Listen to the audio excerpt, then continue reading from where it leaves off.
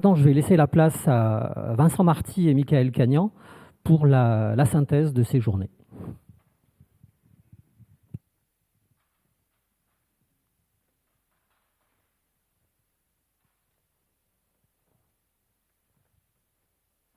Ah, salut Vincent. Bah, t'étais là. Ah, t'étais là? Je t'avais pas croisé. Ça va, toi? On s'en fait un. Allez, on s'en fait un petit.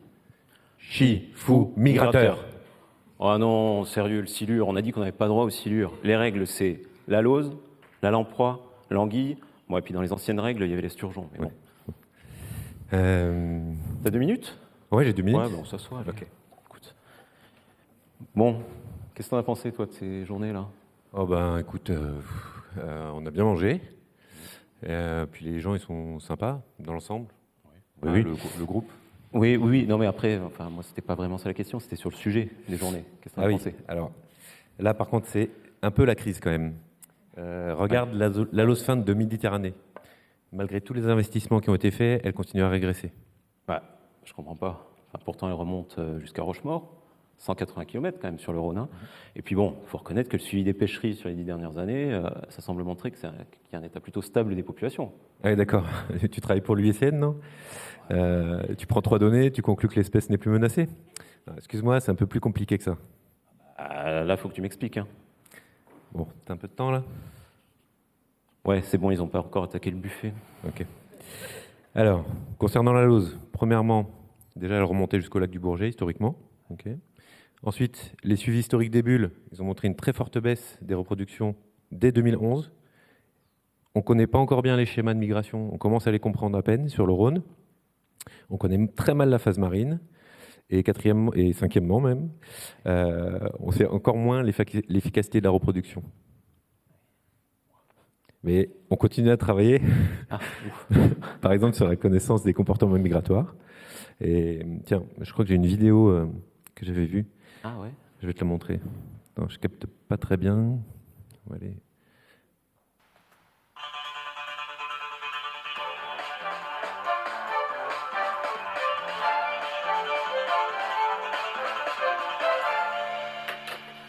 Mesdames, Messieurs, bonsoir. Flash spécial à Lauze. Une étude sur la grande Lauze utilisant la microchimie des otolithes montre une certaine fidélité de l'espèce au site de naissance. Sur la Dour, il a ainsi été possible de préciser la contribution de chaque cours d'eau à la population de géniteurs. Attention cependant, cette méthode nécessite une signature chimique spécifique des cours d'eau étudiés. Sur le Rhône maintenant, et pour la Lauze fin de Méditerranée, les résultats préliminaires montrent une discrimination des affluents rive droite et rive gauche du Rhône. Une affaire à suivre. Ah ouais, génial, mais ça veut dire qu'on aura peut-être bientôt le même genre d'infos pour le bassin du Rhône alors? Oui, mais tout de même, tu vois, avec tout ça, je crois qu'on peut quand même dire que la Lauze ne va pas très bien. Ouais, c'est vrai, d'accord, t'avais raison pour la Lauze. Mais bon, il y a pire. Il y a pire? Ah bah ouais, regarde la situation de la lamproie marine. En Méditerranée, dernière donnée d'observation de reproduction, 2001. Et en 15 ans, à peu près une quinzaine d'observations avérées d'individus. D'ailleurs, entre nous, t'avoueras que le mec qui bosse chez MRM sur la lamproie, il doit être peinard. Hein. Ouais. C'est pas faux, c'est pas faux. Mais tu sais, côté Atlantique, c'est aussi la cata. Un véritable effondrement. Entre 2009 et 2016, on pouvait observer jusqu'à 30 000 individus par an. Et en 2019, d'après toi, combien ont été capturés? Je sais pas. Dis un nombre. Ouais, bah 10 000. C'est moins. 1000. C'est moins.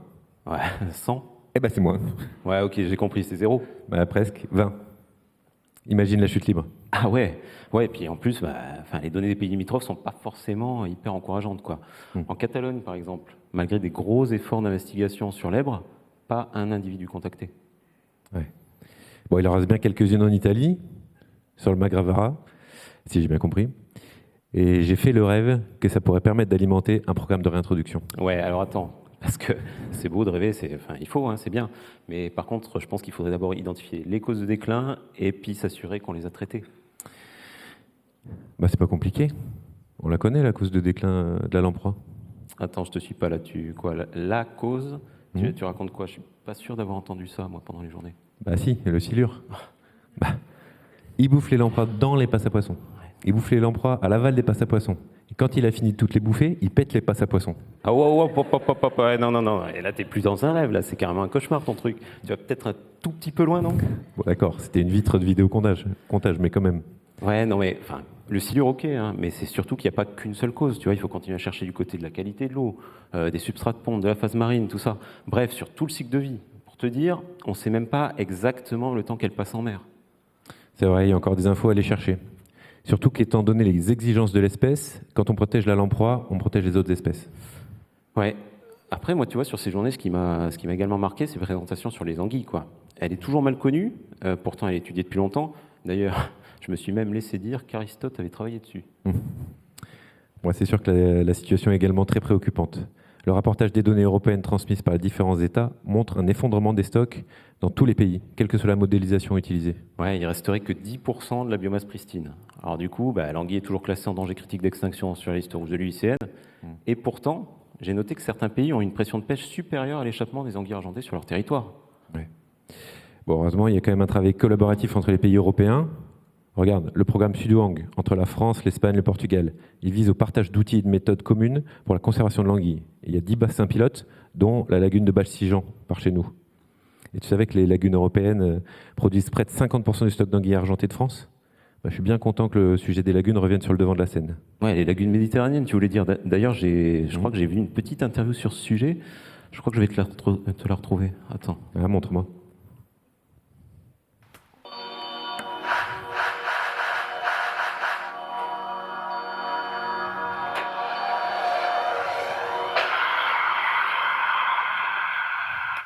Bonjour, vous avez suivi les travaux menés par l'Université de Perpignan dans le cadre du projet FLU sur la lagune de Balsigean.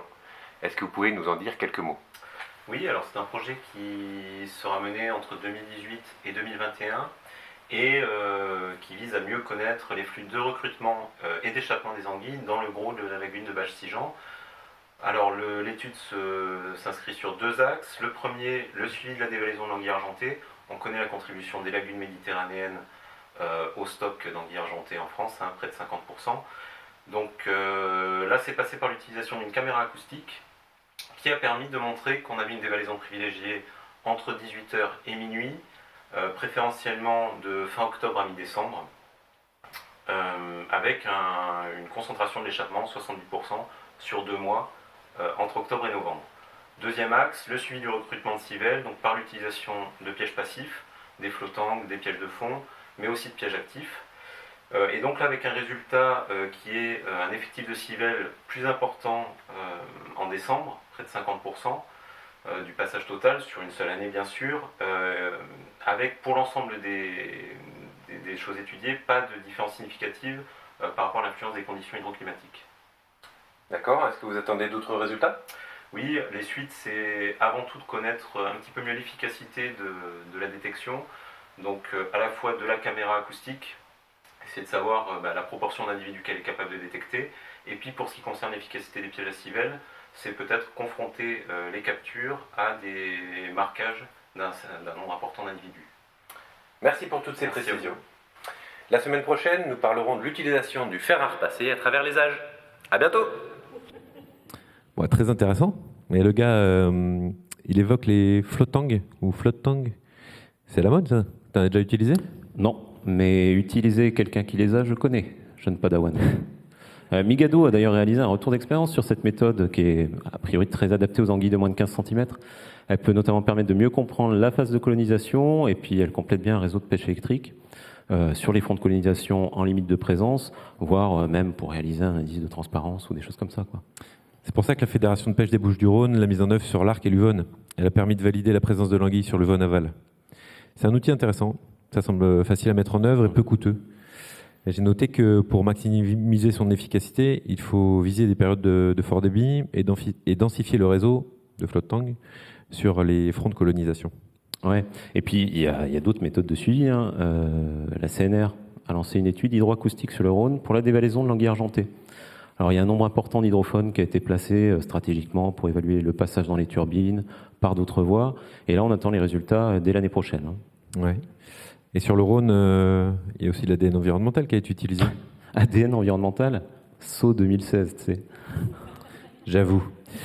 Mais sur l'axe Rhône, ça a donné quand même comme résultat 0 ADN de lamproie. Bon, c'est oui. pas encourageant. Mais ça donne une bonne vision de la répartition des espèces de poissons depuis la Suisse jusqu'à la mer. Et ça ne concerne pas seulement les espèces migratrices. Ils ont aussi, par exemple, capté de l'ADN d'apron. Ah ouais, mais donc du coup, on a pléthore d'outils là, pour suivre ces espèces. Microchimie, ADNE, RFID, dont des tags qui changent de code en cas de prédation. C'est génial. Vidéocomptage, caméra acoustique, hydrophone, flottang. On va avoir un max d'infos. C'est sûr, mais pour les mettre en œuvre, c'est beaucoup de temps. Et imagine les yeux de la personne qui doit dérocher les images de la caméra acoustique. Même la relève des flottants, ça prend du temps. Elle nécessite un passage quasi quotidien et parfois sur des longues périodes. Ouais, bon, et puis sans compter que certains matériels de pointe peuvent coûter bonbon, quoi. Et c'est là le rôle des financeurs. Il est essentiel pour mettre en œuvre et pérenniser ces suivis, ainsi que leur bancarisation. Ah ouais, tiens, d'ailleurs, tu parles de bancarisation, mais je me dis, si on vient pas là, à ces journées migrateurs, en fait, on n'a pas accès à toutes ces infos. Mais si. Mais t'as dormi ou... Non. Heureusement que tu n'étais pas chargé de faire la synthèse, quoi. Sache quand même que depuis l'an dernier, tu peux consulter l'Observatoire des poissons migrateurs de Rhône-Méditerranée, et dans lequel tu trouveras les résultats et les indicateurs dont on a parlé. Diantre, j'avais raté cette info. Et en mer, il y a aussi de nombreuses données qui ont été compilées et qui permettent de mener des analyses, notamment sur la répartition des espèces. Et un observatoire de poissons migrateurs amphihalins en mer qui voit le jour et qui permettra de mieux connaître la phase marine et mieux évaluer la sensibilité des espèces aux pressions. Ouais, d'ailleurs, franchement, ces pauvres poissons-là, ils subissent des pressions qu'on a déjà bien identifiées depuis longtemps, tu vois, et qu'on connaît bien. Discontinuité, surexploitation, dégradation de l'habitat. Mais on en identifie encore des nouvelles, quoi. Ouais.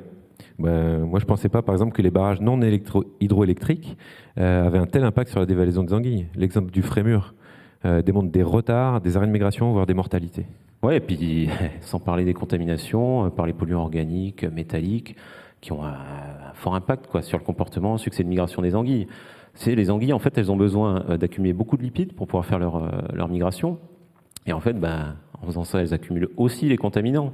Et donc ça a un impact très fort sur le développement des gamètes, notamment, et donc sur la reproduction. Pour te dire, ça a aussi un impact sur le comportement. Regarde les anguilles de la Loire. Elles ont un comportement, mais en mer, qui est complètement différent des autres. Ça doit être l'effet cocktail. Ouais, ça doit être ça. Et puis, tu vois, l'impact des contaminants sur la taille, l'âge à l'argenture, etc., ça a même plus d'influence que les variables géographiques. Et attends, on n'a pas traité tous les contaminants. Et à l'échelle encore supérieure, il y a les changements globaux, changements climatiques, qui vont influencer les courants marins, la température et la chimie de l'eau, l'hydrologie des cours d'eau. Il y a déjà des effets sur le développement de certaines espèces, ça a été montré sur le saumon. Les habitats d'accueil, ils vont se réduire.